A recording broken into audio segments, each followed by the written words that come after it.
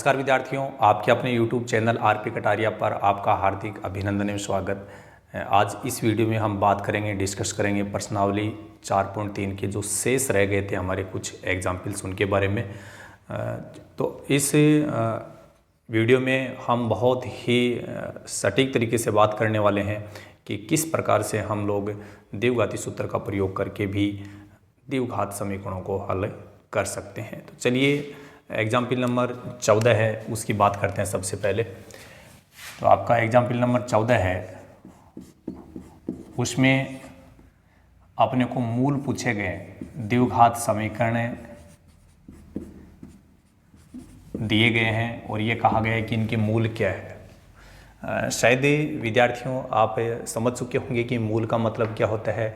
मूल, हल, उत्तर, शून्यक, सब बातें एक ही है। अब वो करना क्या है, उसके लिए देखिए आपको पहला जो पॉइंट्स दिया गया है उसका समीकरण इस प्रकार से है, अक्स प्लस 1/अक्स बराबर 3। अक्स नॉट इक्वल टू 0। यहाँ पर ये जो अक्स नॉट इक्वल टू 0 है, ये तो इस पर्सन के अस्तित्व के लिए कंडीशन दी गई है और इस क्वेश्चन को सरल करते समय कंडीशन का कोई प्रयोग नहीं होगा। केवल ये बताया गया कि x की वैल्यू 0 नहीं हो सकती। x का मान 0 होने के बाद ये द्विघात समीकरण जो बनने वाला है इसका अस्तित्व नहीं है। इसके लिए बोला गया कि x का मान 0 नहीं होना चाहिए। ठीक है, कंडीशन को अपन सरल करते समय काम में लेंगे नहीं, बाकी को आगे देखो सरल करते हैं। जैसे x प्लस 1/अक्स बराबर 3, केवल इतना ही काम आएगा। इसका अपन एलसीएम ले लेते हैं। तो एलसीएम जब लेंगे तो बराबर के इधर जो बाएं पक्ष है उसका एलसीएम अक्स ही आएगा। यहाँ पर तो एक के अलावा कोई संख्या तो है नहीं। अब आप सीधा जब इसके बटे में कुछ भी नहीं है तो अक्स को इससे मल्टीप्लाई कर दो सीधा, ये अक्स स्क्वायर हो गया और ये प्लस 1 है। कहने का मतलब एलसीएम लेकर के हमने इसको हल कर दिया है। बराबर में ये 3 है, इसके बटे में 1 लिखेंगे हम।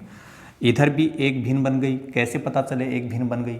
यहाँ बटे का चिन्ह एक ही बार आ रहा है, इधर बटे का चिन्ह एक ही बार आ रहा है। तो दोनों पक्षों में एक एक भिन्न है और जब भी दोनों पक्षों में एक एक भिन्न बन जाती है हमेशा वज्र गुणा किया जाता है। क्या किया जाता है? वज्र गुणा। तो हम लोग करेंगे इसको वज्र गुणा। वज्र गुणा कैसे होगा? देखिए, इस एक को पहले इन दोनों से गुणा करेंगे। जब एक को इन दोनों से गुणा करेंगे तो ये बनेगा अक्स स्क्वायर प्लस 1। अब बराबर लगा दिया क्योंकि एक को तो हम यहाँ गुणा कर चुके हैं। अब ये 3 जो है इस अक्स के साथ गुणा होगा तो ये हो गया 3 अक्स। इसके बाद देखिए अक्स स्क्वायर पहले है ही, अपन इसको जो घात आ रही है अक्स की, चर की जो घात आ रही है उनको घटते क्रम में लिखते हैं। जैसे बड़ी घात का पद पहले लिखा जाएगा, फिर इससे छोटी घात का पद ये 3 अक्स है, इसका अपन इधर पक्षांतरण कर देंगे तो ये माइनस का हो जाएगा। ठीक है, और ये प्लस का 1 पहले से था ही, बराबर में 0। अभी फिलहाल हमारा फोकस है कि द्विघात समीकरण को द्विघाती सूत्र से हल किया जाए। तो हम द्विघाती सूत्र का प्रयोग करके हल करना सीखना चाह रहे हैं। इसलिए यदि अपन उस सूत्र से हल करेंगे तो a, b और c की वैल्यू अपन पहले प्राप्त कर लेंगे। यहाँ पर अक्स स्क्वायर की गुणा में 1 है तो ये a का मान हो गया और यहाँ अक्स के गुणा में -3 है तो ये b का मान हुआ।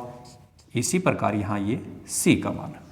हालांकि इस क्वेश्चन में कहीं पे भी ये नहीं कहा गया है कि किस विधि का प्रयोग करना है, लेकिन जैसा कि आप जानते हो गुणनखंड विधि का प्रयोग करते हुए हम बहुत अच्छे से द्विघात समीकरण सीख चुके हैं कि उनको कैसे हल करें।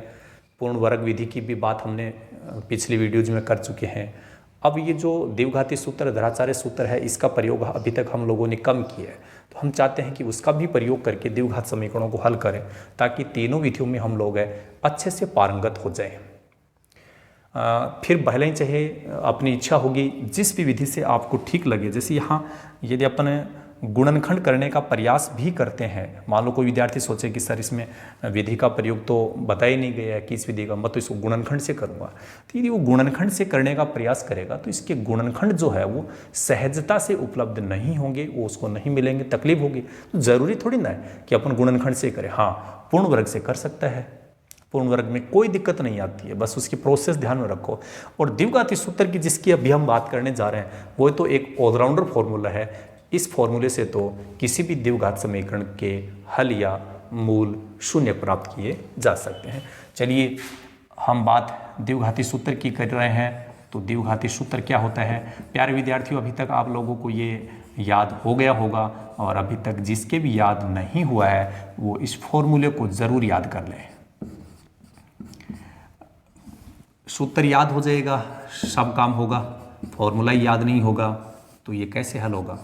देखिए माइनस, तो ये तो पहले से था ही, b की वैल्यू यहाँ से लिखेंगे तो ये माइनस का 3 है, b का मान -3 है, plus minus under root B square लिखा हुआ यहाँ पर, तो इस -3 का स्क्वायर करेंगे, वर्ग करने के बाद में माइनस तो प्लस में बदल जाता है, तो 3 का वर्ग कर दो सीधा 9 हो गया, -4 गुणा ए सी, ए और जो सी का मान है वो कितना कितना है, ए का मान भी 1 है, सी का मान भी 1 है, वो दोनों यहाँ गुणा करके लिख देंगे, बटे 2 गुणा ए का मान 1 है, ये माइनस इस माइनस को गुणा करेगा तो प्लस बनाएगा 3 plus minus under root 9 minus इनको गुणा करने पर आएगा 4 बटे में 2, 3 प्लस माइनस इसको सरल करेंगे तो 5 अंडर रूट 5। और हम अपने चैनल पर, आपका अपना YouTube चैनल आरपी कटारिया जो है उसके ऊपर हम एक वीडियो है वो डाल चुके हैं, अभाज्य संख्याएं, इस टॉपिक से हम डाल चुके हैं वो जो वीडियो। अभी तक जिन लोगों ने नहीं देखा है कि अभाज्य संख्याएं कौन सी होती हैं, किसे कहा जाता है, क्या पहचान है, तो आप उस वीडियो को ज़रूर देखिएगा।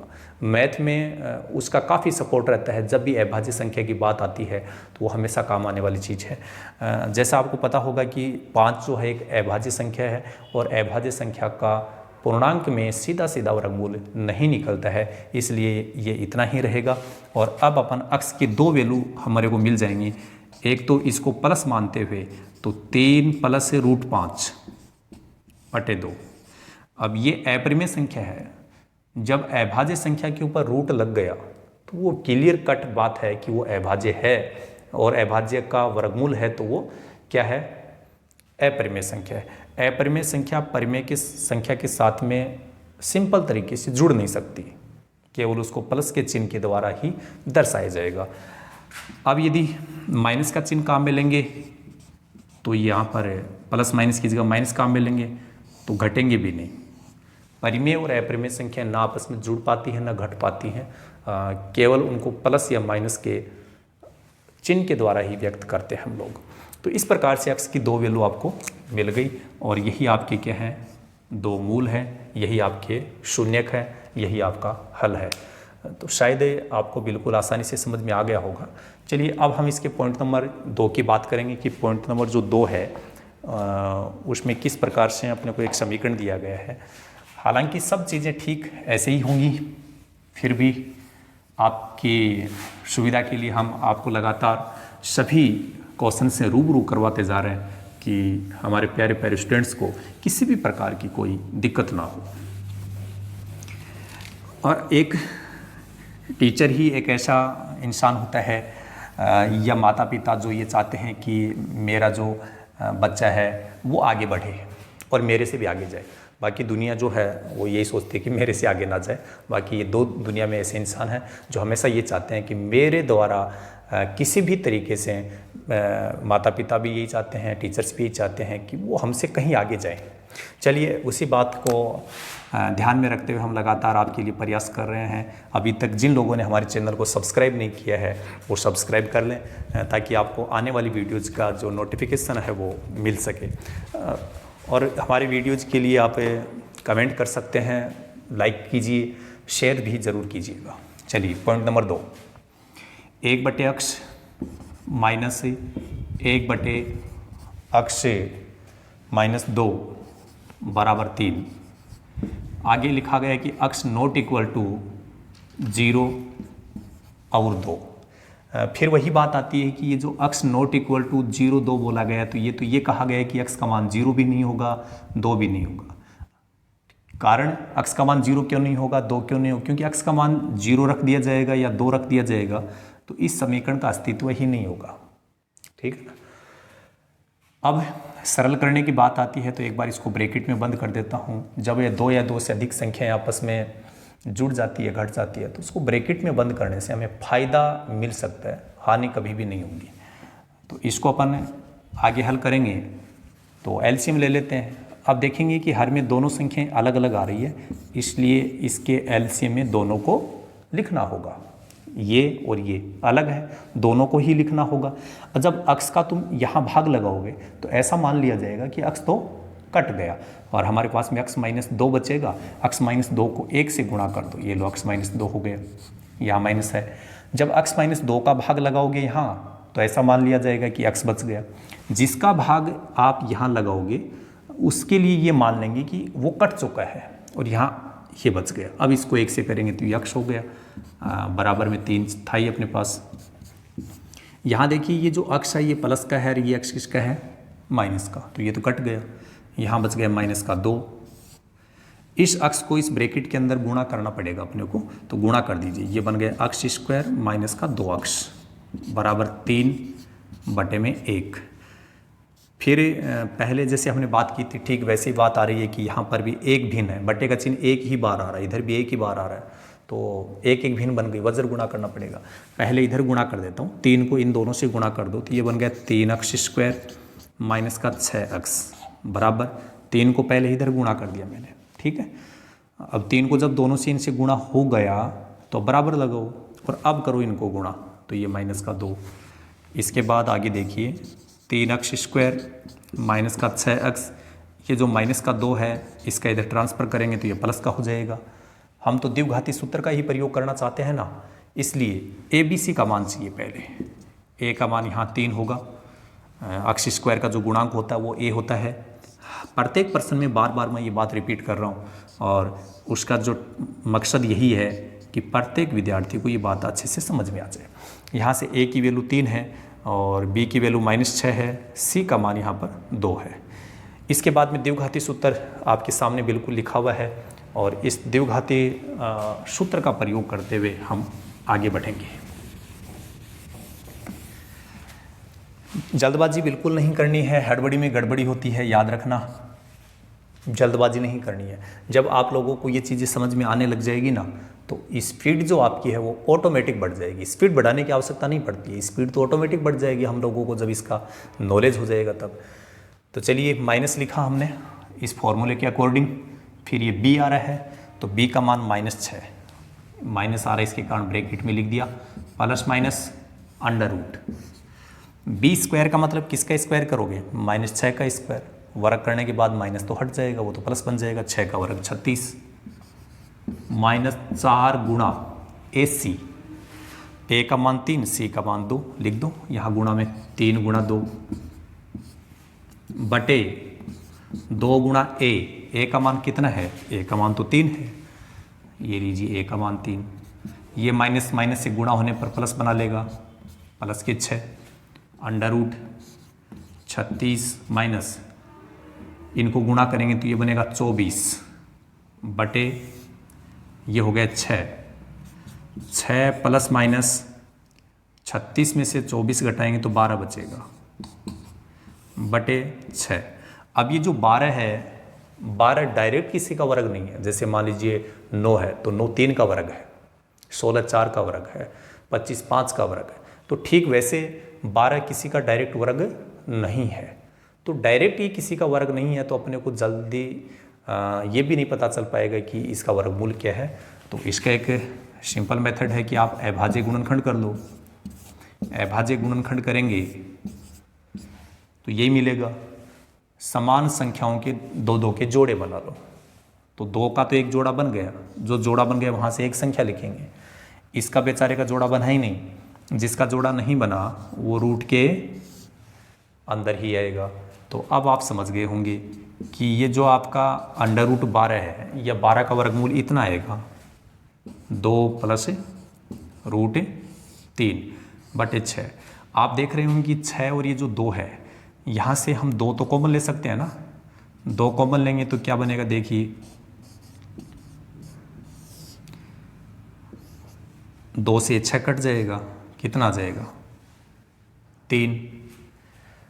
तो यहाँ पर ये आपका जो रिजल्ट है वो हो चुका है लगभग। आपको केवल इतना ही करना है कि अक्स का मान जब लिखोगे तो एक बार पॉजिटिव चिन्ह काम में लेना है, एक बार नेगेटिव चिन्ह काम में लेना है। ठीक है, तो अक्स की वैल्यू क्या मिलेगी, देखिए अक्स बराबर एक बार पॉजिटिव चिन्ह काम में लेना धनात्मक, तो 3 + √3, और नेगेटिव चिन्ह काम में लेंगे तो 3 - √3। अभी थोड़ी देर पहले जो पिछला क्वेश्चन था उसमें हमने पॉइंट नंबर 1 में बात की थी कि ये परिमेय संख्या, ये अपरिमेय है, ये जुड़ नहीं पाएंगी, ये घट भी नहीं पाएंगी, जैसा है वैसा ही रहेगा, ये आपका रिजल्ट होगा, ये फाइनल रिजल्ट हो गया आपका। तो शायद आप लोगों को द्विघाती सूत्र से या धराचार्य जी जो सूत्र है उसके द्वारा किस प्रकार द्विघात समीकरण को हल किया जाता है समझ में आ गया होगा, मुझे पूर्ण विश्वास है। और लगातार आप हमारे वीडियो में अंत तक बने रहें ताकि हम बहुत सारी बातें बीच बीच में ऐसी बताने वाले हैं या ऐसी बातें हम करते आते हैं हर वीडियो में कि जिससे आप वंचित रह सकते हैं। तो अब एक 18 का जो इसके बाद नेक्स्ट जो एग्जाम्पल होगा अपना 15, उसके बाद इस वीडियो को हम क्लोज करेंगे, क्योंकि इस वीडियो में सभी जो आपके एग्जाम्पल शेष रह गए थे 4.3 से पहले वो कंप्लीट हो चुके होंगे। तो फटाफट जो विद्यार्थी हमारे साथ में लगातार वीडियोस देख रहे हैं वो आपके बुक में जो एग्जाम्पल दे रखा है 15 का, उसको आप एक बार ज़रूर समझिएगा कि क्या बोला गया है। क्वेश्चन का समझना ज़रूरी होता है। एक मोटर बोट जिसकी स्थिर जल में चाल 18 किलोमीटर प्रति घंटा, ऐसा बोला गया है। ये बात हो रही है एग्जाम्पल नंबर 15 की। कहा क्या गया है कि एक मोटर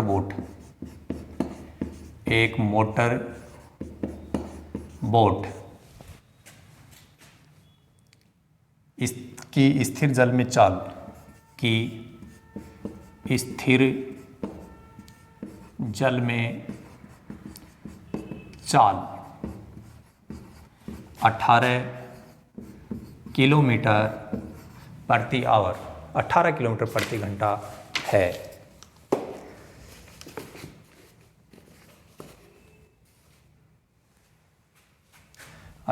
किलोमीटर प्रति घंटा है। 24 किलोमीटर धारा के प्रतिकूल जाने में 24 किलोमीटर धारा के प्रतिकूल जाने में धारा के प्रतिकूल जाने में वही दूरी धारा के अनुकूल जाने की अपेक्षा वही दूरी धारा के अनुकूल दिशा में जाने की अपेक्षा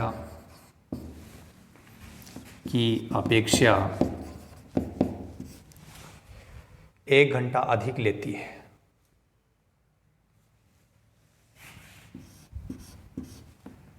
अपेक्षा 1 घंटा अधिक लेती है। बहुत ही इम्पोर्टेंट और शानदार क्वेश्चन है। अपन आप इसको ध्यान से समझेंगे। हमसे पूछा गया है कि धारा की चाल ज्ञात कीजिए। धारा की चाल ज्ञात कीजिए। हम पढ़ रहे हैं द्विघात समीकरण, और द्विघात समीकरण जो है उसमें केवल एक ही चर आ रहा है। आपको बिल्कुल याद हो गया होगा। धारा की चाल पूछी गई है, यहीं से हम शुरुआत कर देते हैं। बाकी जो बातें बोली गई इनको भी हम समझेंगे। एक बार पढ़ लेते हैं। एक मोटर बोट की स्थिर जल में चाल 18 किलोमीटर प्रति घंटा है। बिल्कुल स्पष्ट बता दिया गया है कि जो मोटर बोट है उसकी चाल स्थिर जल में कितनी है। 24 किलोमीटर ये दूरी है धारा के प्रतिकूल जाने में, कि जब धारा के प्रतिकूल दिशा में जाया जाता है तो वही दूरी, कहने को उतनी ही दूरी में यदि धारा के अनुकूल जाते हैं तो उसकी अपेक्षा 1 घंटा अधिक लेती है। ठीक है। धारा की चाल ज्ञात कीजिए। और प्रश्न में जो भी समझ में आया ठीक, अच्छी बात है, नहीं आया कोई बात नहीं, इतना जरूर समझ में आ गया कि धारा की चाल हमसे पूछी गई है। और यहीं से हम शुरुआत करते हैं कि माना धारा की चाल, माना धारा की चाल बराबर अक्ष किलोमीटर प्रति घंटा। इसके साथ साथ में मोटर बोट जो है उसकी चाल आपको दी गई है। मोटर बोट की स्थिर जल में चाल दी गई है, स्थिर जल में चाल वो बताई गई है। पहला जो सेंटेंस था, एक मोटर बोट की स्थिर जल में चाल 18 किलोमीटर प्रति घंटा, 18 किलोमीटर प्रति घंटा। इसके सॉल्यूशन को आगे बढ़ाने से पहले थोड़ा सी हम चर्चा कर लेते हैं, कुछ डिस्कस कर लेते हैं ताकि बिल्कुल क्लियर हो जाए। जैसे मोटर बोट है वो चल रही है, अब वो दो स्थिति में चल सकती है। हो सकता है धारा की दिशा में जा रही हो सकता है धारा के विपरीत दिशा में जा रही हो। तो ऐसा होता क्या है ऐसी स्थिति में कि कोई भी व्यक्ति है यदि धारा की दिशा में जा रहा है तो उसकी जो स्पीड है ना वो बढ़ जाती है, क्योंकि धारा की जो खुद की स्पीड है वो धारा अपनी स्पीड है, जाने वाले चाहे तैराक हो, चाहे व्यक्ति हो, चाहे कोई भी हो, उसको वो सपोर्ट करती है। जैसे जिधर धारा जा रही उधर हम जा रहे हैं तो अपनी चाल मान लीजिए 5 किलोमीटर प्रति घंटा है और धारा की चाल है 4 किलोमीटर प्रति घंटा, तो अपनी चाल अब 5 किलोमीटर प्रति घंटा नहीं रहेगी, क्योंकि अपन धारा की दिशा में जा रहे हैं। वो धारा अपनी जो चाल है 4 किलोमीटर प्रति घंटा है वो स्पीड भी अपने वाले में हमने वाली जोड़ देगी, तो अपनी चाल कितनी हो जाएगी 9 किलोमीटर प्रति घंटा। तो आप समझ गए कि अनुकूल दिशा में चाल है वो जुड़ जाती है किसकी, जो भी उसमें तैर रहा है, जो भी जा रहा है उसके साथ धारा की दिशा। और प्रतिकूल होती है जब जैसे मान लो हम जा रहे हैं सामने की ओर और धारा अपनी ओर आ रही है, तो वो जो धारा है वो अपनी ओर आ रही है तो अपना विरोध करेगी, इसलिए अपनी स्पीड है वो कम हो जाएगी।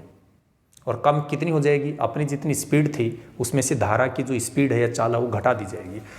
सिंपल बात है कि हमारे पास में दो चाल है, एक तो है धारा की चाल और एक है मोटर बोट की चाल। तो इसमें धारा का काम तो होता है बहना, वो तो काम है ही, लेकिन मोटर बोट है वो यहाँ पर चलने का काम कर रही है। तो मोटर बोट की चाल है वो कम ज़्यादा होगी, अनुकूल दिशा में चाल जुड़ेगी और प्रतिकूल दिशा में चाल घटेगी। तो मैं लिखूँ धारा की अनुकूल दिशा। तो धारा की जो अनुकूल दिशा है उसमें मोटर बोट की चाल है, मोटर बोट की चाल। तो मोटर बोट की चाल पहले थी कितनी, मोटर बोट की चाल तो 18 किलोमीटर प्रति घंटा थी, लेकिन धारा की दिशा में जा रहे हैं तो धारा की जो चाल है वो भी इसमें जुड़ जाएगी, तो इसकी चाल इतने किलोमीटर प्रति घंटा हो जाएगी।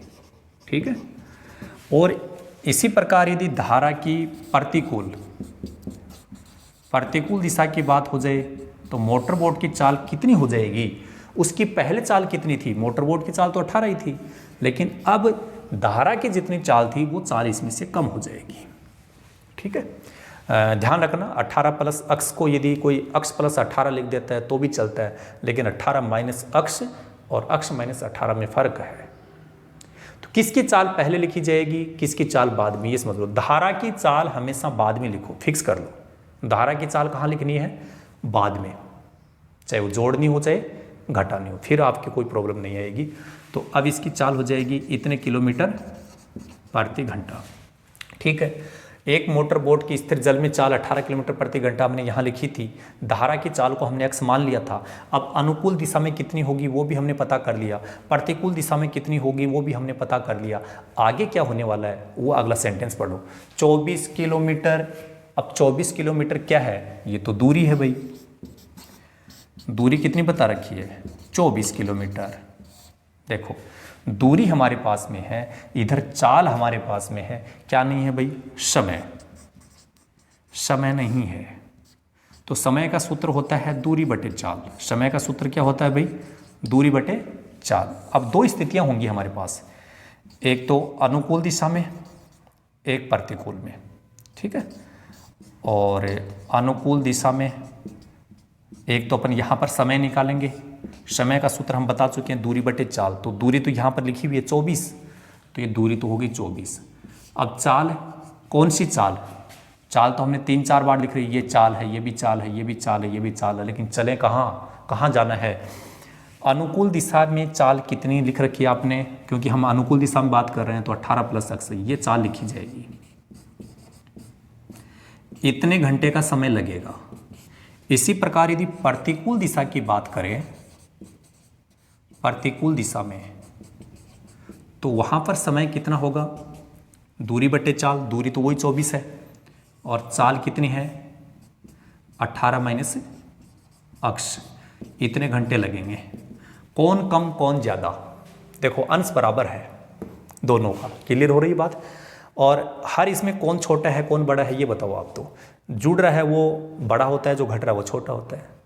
तो एक बात समझ लो, जब अंश बराबर होता है ना, उस टाइम जिसका हर छोटा होगा वो संख्या बड़ी होगी, ठीक है, और जिसका हर बड़ा होगा वो संख्या छोटी होगी। या तो यूँ समझ लीजिए, या ऐसे समझ लो, प्रतिकूल दिशा में जब हम जाएंगे तो धारा अपना विरोध करेगी, इसलिए अपने को जहाँ पहुँचना है वहाँ जाने के लिए टाइम ज़्यादा लगेगा। क्लियर हो रही बात? भाई अनुकूल जाना है, कई बार क्या होता है कि हवा का तेज झोंका आता है, यदि उसी दिशा में हम जा रहे हैं तो अपनी स्पीड ऑटोमेटिक बढ़ जाती है, और वही अपने जैसे हवा का झोंका है सामने की ओर हमारे आ रहा है तो वो अपना विरोध करती है, टाइम ज़्यादा लगता है। तो ऐसे समझ लीजिए, प्रतिकूल दिशा में जब भी हम जाएंगे तो अपने को समय ज़्यादा लगेगा। तो ये टाइम ज़्यादा है, ये टाइम कम है। यहाँ पर एक बात बोली गई थी कि 24 किलोमीटर धारा के प्रतिकूल, कह रहा प्रतिकूल जाने में वही दूरी धारा के अनुकूल जाने की अपेक्षा 1 घंटा अधिक लेती है। कह रहा ये टाइम ज़्यादा और ये टाइम कम, और इन दोनों का अंतर कितना बता रखा है? 1 घंटा।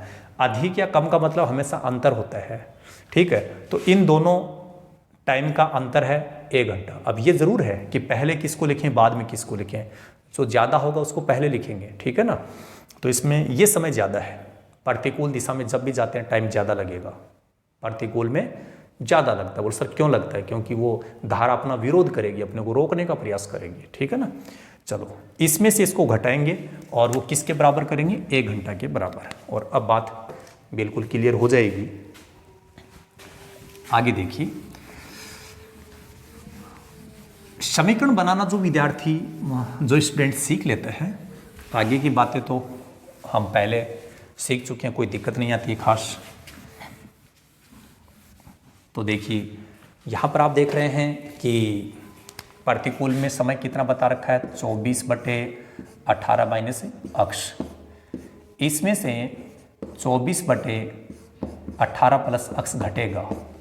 ये प्रतिकूल का टाइम है, प्रतिकूल में ज़्यादा लगता है, ये अनुकूल का समय है, यहाँ कम लगता है। इन दोनों का अंतर बुक में बताया गया था 1। उसने कहा था कि प्रतिकूल जाने में और अनुकूल जाने में क्या अंतर है? 1 घंटे का। प्रतिकूल वाला टाइम 1 घंटे का समय अधिक लेता है, ऐसा बताया गया है। अब इसका एलसीएम ले लेते हैं। दोनों ब्रैकेट अलग अलग हैं तो दोनों को ही लिखा जाएगा। एलसीएम लेना बड़ा आसान है, ये एलसीएम हो गया। जब इसका भाग आप यहाँ लगाओगे तो जिसका आप भाग लगा रहे हो वैसा ब्रैकेट है वो कट गया, ऐसा मान लो। तो जब इसका भाग यहाँ लगाएंगे ये कट गया, कौन बचेगा? ये बचेगा।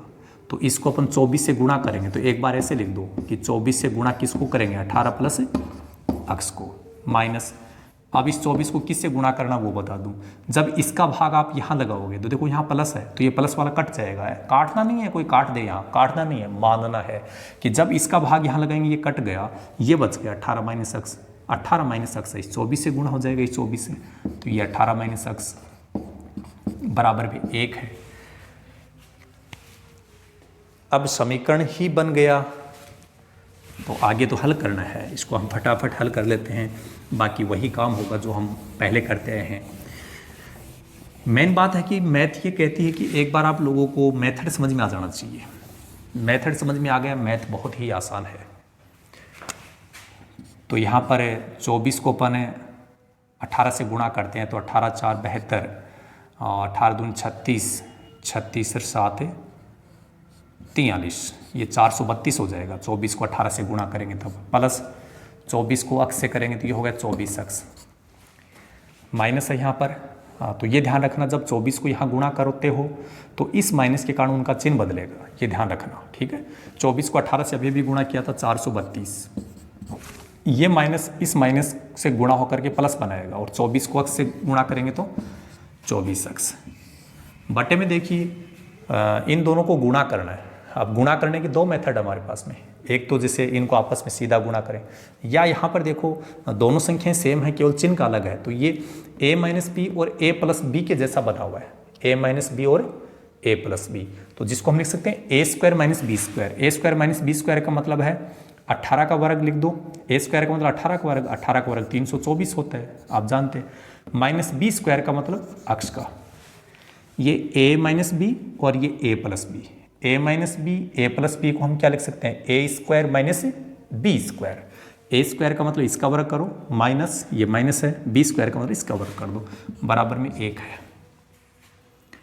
ये जो 432 है ये प्लस का है, यहाँ 432 माइनस का, ये तो कट गया, और 24 अक्ष ये भी प्लस, 24 अक्ष ये भी प्लस, तो ये दोनों जुड़ेंगे, तो ये हो गए 48 अक्ष। 24 अक्ष में 24 अक्ष को मिला दिया, 48 अक्ष बन गए। यहाँ ये सरल हो चुका है पहले से ही, 324 माइनस अक्ष स्क्वायर बराबर 1, ये 1 तो था ही, इसके बटे में हम 1 लिख लेते हैं, इधर भी 1 बटे का चिन्ह, इधर भी 1 बटे का चिन्ह, 1 1 भिन्न बन गई ना। अब हम क्या करेंगे, वज्र गुणा, 1 को इधर गुणा कर देता हूँ, ये हो गया 48 अक्ष। अब 1 को तो यहाँ कर दिया, तो बराबर लगाओ पहले, अब 1 को यहाँ गुणा करो, तो ये हो गया 324 माइनस अक्ष स्क्वायर। इस अक्ष स्क्वायर को जब अपन इधर लेके आएंगे तो ये प्लस का हो जाएगा, ठीक है, और ये 48 अक्ष पहले से प्लस का है ही, 324 इधर आएगा तो ये किसका हो जाएगा, माइनस का। इन दोनों को अपन इधर लेके आ चुके हैं पक्षांतरण करके, इधर कुछ भी नहीं बचा तो 0। अब यहाँ पर अपन इसको वही बात आती है द्विघाती सूत्र वाली, तो यहाँ से ABC का मान निकालो, A का मान 1, अक्ष स्क्वायर की गुणा में 1 है, B का मान 48, C का मान माइनस का 324। जो आपका द्विघाती सूत्र है वो क्या होगा, सबको याद हो गया होगा, अक्ष बराबर minus B plus minus under root B square minus 4AC बटे 2A, माइनस बी का मान 48, ये लो 48, प्लस बी स्क्वायर, अब बी स्क्वायर का मतलब 48 का वर्ग, माइनस 4 गुणा AC, A का मान 1, C का मान ये है, A का मान 1 हो गया, C का मान माइनस का 324 है।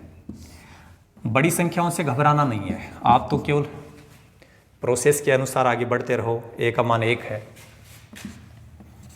Minus 48 plus minus under root, यहाँ पर 48 का वर्ग करना है, यदि किसी को 48 का वर्ग याद है तो ठीक है, नहीं है तो 48 को 48 से गुणा कर लो, 8 8 64 हो गया, 8 4 32 और 6 38, 8 4 32, 16 3 19, ये 4 10 13 2 2304 हो गया, तो 48 का वर्ग करेंगे तो 2304। ये आपस में गुणा हो रहे हैं, ये माइनस इस माइनस से गुणा होगा पहले तो वो प्लस बनाएगा, और 4 को 1 से गुणा किया 4 आया, 4 को यहाँ गुणा कर दो तो ये हो गया 1296 बटे 2, माइनस 48 प्लस माइनस ये दोनों जोड़ दो, तो 96 पहले इसमें जोड़ दो, ये 2400 हो जाएगा, 2400 में 1200 जोड़ दो 3600, जोड़ना सबको आता है भाई, आराम से जोड़ लें, ये 3600 हो गया बटे 2, ठीक है, माइनस 48 प्लस माइनस 36 का वर्गमूल 6 होता है, और 2 शून्य है तो वर्गमूल करने के बाद आधी हो जाती है शून्य, तो ये 0 हो गया। कहने का मतलब इसका वर्गमूल 60, 60 का वर्ग होता है 3600, 3600 का वर्गमूल 60, 60 का वर्ग 3600, समझ गए होंगे, 3600 का वर्गमूल 60 होगा बटे में 2। ठीक है, जितना सरल होना था वो लगभग हो चुका है, लेकिन अभी अपने को यहाँ प्लस और माइनस का जो साइन है उसको अलग अलग काम में लेना है, प्लस का चिन्ह अलग काम में लेना है, माइनस का अलग काम में लेना है, फिर हम देखते हैं क्या अपने को प्राप्त होता है। देखिए पहले बोलेंगे हम धनात्मक चिन्ह लेने पर, धनात्मक चिन्ह लेने पर, तो धनात्मक चिन्ह लेंगे। अब लेने का मतलब क्या है, कि जहाँ प्लस माइनस है पहले ये तो लिख दो, लेकिन जहाँ प्लस माइनस है उसको प्लस लिख देना। तो -48 तो लिखना था ही, प्लस माइनस है वहाँ इसको क्या लिखना है, धनात्मक का मतलब प्लस 60/2, 60 में से 48 घटेंगे 12, 12/2 ये हो गया 6।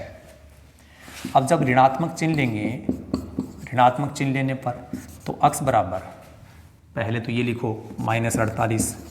अब हमने बोला है ऋणात्मक, तो जहाँ प्लस माइनस दोनों चिन्ह आ रहे थे उसको माइनस लेना है, ऋणात्मक बोल रहे हैं तब, बटे 2, ये दोनों जब जुड़ेंगे तो ये हो जाएगा माइनस का 108/2, सरल करेंगे तो माइनस का 54 आ जाएगा।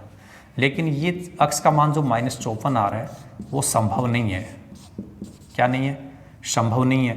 अब कई विद्यार्थी कहेंगे कि सर आप तो पीछे पड़ गए, संभव नहीं है, संभव नहीं है। संभव क्यों नहीं है? आ रहा ना उत्तर, बिल्कुल उत्तर आ रहा है, लेकिन अक्स है वो आपने किसको माना था, थोड़ा विचार कीजिएगा। अक्स हमने माना था धारा की चाल को। किसको माना था? धारा की चाल। और धारा की चाल हो चाहे किसी की भी चाल हो, चाल कभी नेगेटिव नहीं होती है, ये बात समझनी है। तो हम बोलेंगे कि चाल कभी ऋणात्मक नहीं हो सकती। ये लीजिए इसका रीजन हो गया, चाल कभी ऋणात्मक नहीं हो सकती। ठीक है, इसका मतलब ये क्लियर कट बात हो गई कि अक्स की वैल्यू जो 6 आ रही है वही हमारा रिजल्ट है। और अक्स हमने माना किसको था? धारा की चाल को। तो अंत में लिख देंगे अतः धारा की चाल बराबर 6 किलोमीटर प्रति घंटा, 6 किलोमीटर प्रति घंटा। ये लीजिए आपका फाइनल रिजल्ट। और इसी एग्जाम्पल के साथ में 4.3 के सभी एग्जाम्पल्स है वो आप कंप्लीट कर चुके हैं। और नेक्स्ट वीडियो में हम आपके लिए डिस्कस करेंगे प्रश्नावली 4.3 के क्वेश्चंस के बारे में। और जहाँ तक मुझे लगता है कि जिसको ये एग्जाम्पल्स मैंने बता दिए हैं, एग्जाम्पल्स वाले वीडियो जिस विद्यार्थी ने देखे हैं और उन्होंने इनको सबको समझ लिया, तो 4.3 है वो केवल एक औपचारिकता रह गई है, क्योंकि 4.3 में भी जो क्वेश्चंस है वो होंगे तो इसी के अकॉर्डिंग लगभग काम हो जाएगा। तो अभी हम केवल इतनी ही चर्चा करेंगे। So thank you so much, all the best, be positive always.